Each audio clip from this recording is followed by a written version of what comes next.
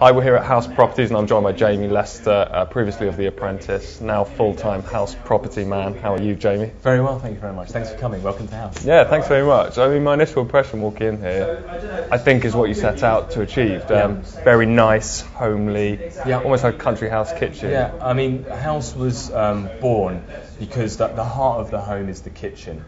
And I wanted Haus to be all about people coming in, any decisions being made when people buy a house, sell a house, thinking about getting married, think about getting a divorce. It's all done around the kitchen table. Right. And so heart of the home is the kitchen. And so the philosophy behind Haus is that we sit around this table talking about the most important things, which is when people want to buy and sell a property. Do you think that, I mean, you've been open a fair time now. Do you think that approach has worked, and why haven't other estate agents gone the same way, do you think? The traditional estate agency, in my opinion, is old. And, you know, the high street estate agents from, you know from a million miles away that they are estate agents. They look the same. The way they market is very similar. There's obviously going to be differences within the DNA of the business, but they look like estate agents, they dress like estate agents, and they'll act like estate agents.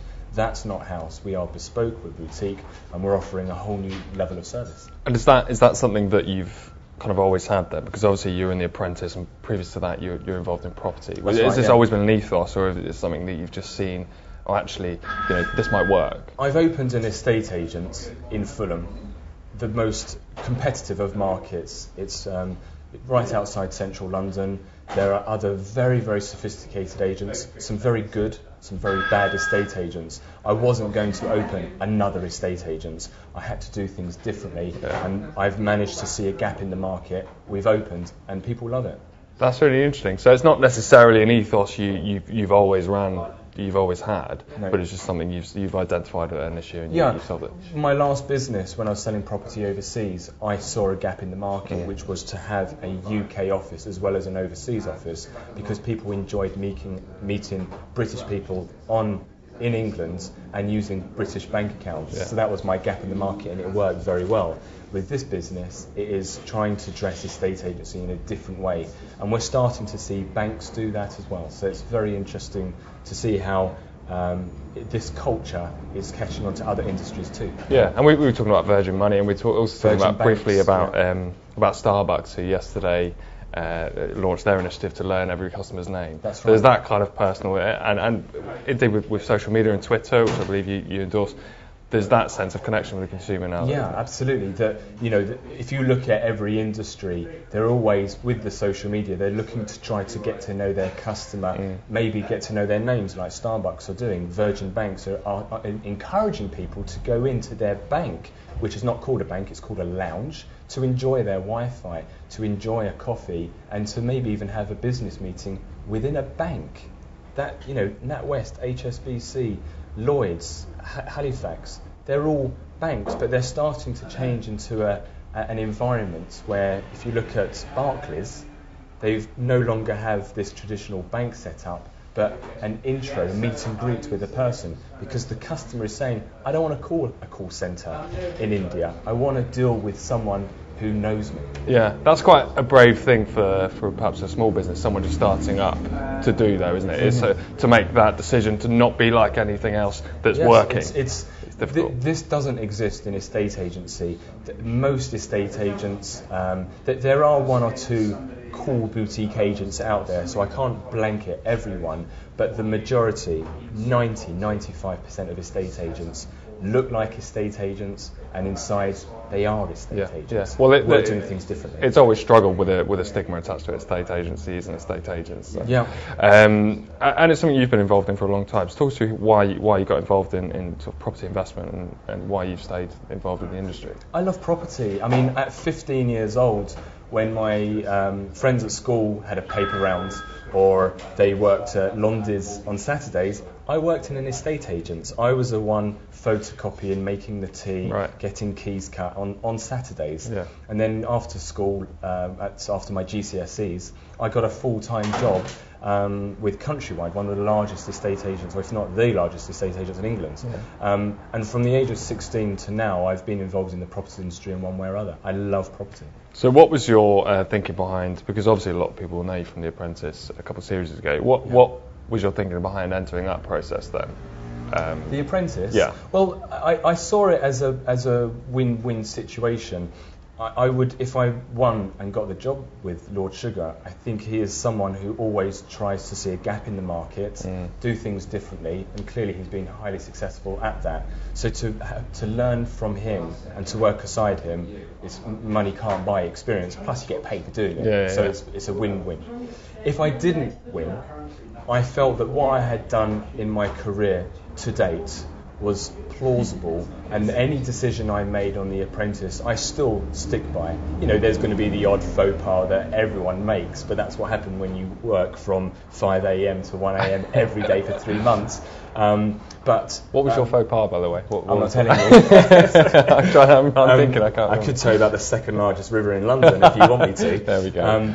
But the fact is that everything I had done up to date before I went on The Apprentice, I always stick by. I argue logically on why I'd make that decision, and I didn't do anything differently in The Apprentice. Every time they asked me to approach a task, I did it with logic behind it, and in the boardroom, if Lord Sugar asked me why I decided to make that decision, I had logic behind it. Where some people make a decision, they don't understand why they've made a decision, and that's where people fall down. And of course, the new series starts this month in March, and you know there'll be lots of people watching and wondering why those decisions get made. Is it simply the pressure of having to make that decision, or simply the pressure of When you're given a task, I mean, it's edited down to 1 hour so you can watch it on your sofas, but when you're given a task, it's usually over 2 days, and during that time you have to meet deadlines, because it's like time, nothing can stop it, and you have to be back in the boardroom at that particular time.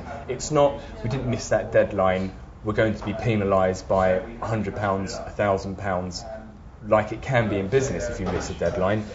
You have to meet that deadline because that's what the film crews say. Yeah.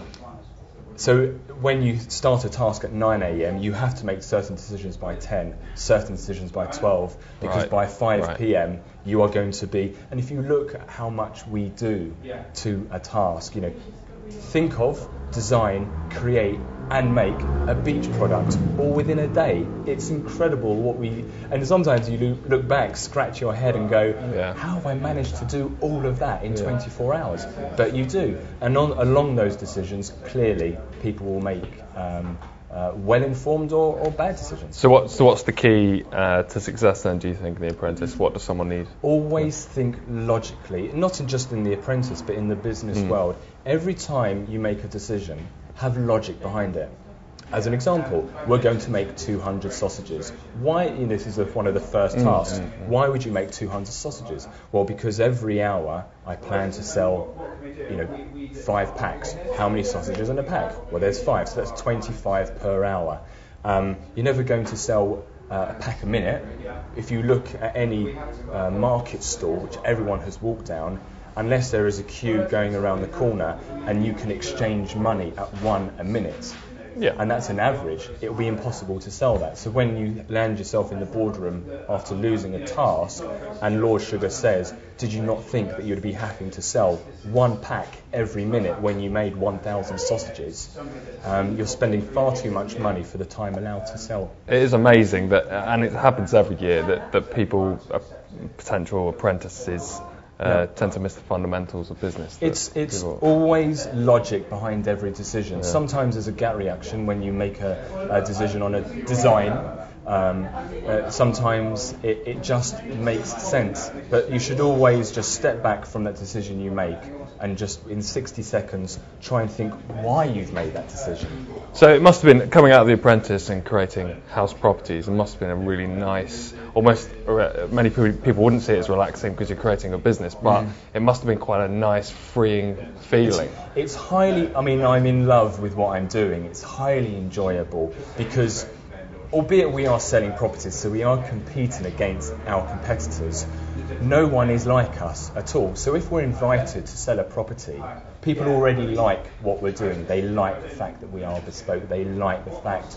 that we've got good, people love using us to buy through properties. We have a high volume of applicants looking to buy property, and when you're looking to sell, you want a portfolio of people to explore it to. The way we market our properties is unique to everyone else.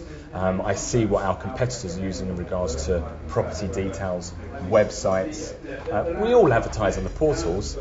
There's nothing new there. It's the way we are going about writing and taking photographs. But then our property particulars are totally unique within the marketplace, and we are constantly being congratulated by applicants, people looking to buy it, and vendors, people looking to sell, by our marketing. Yeah, and you can see why, because that runs through your whole collateral as well. On your website, it's kind of really interesting website. You have a nice little video that explains it's all text and everything. We don't look like an estate agency. No, is that at all? And whose is that? I mean, was this your idea of creating this brand? Because it does run over every asset, even the coffee cups. Yeah. Thank you. I mean, I think that is.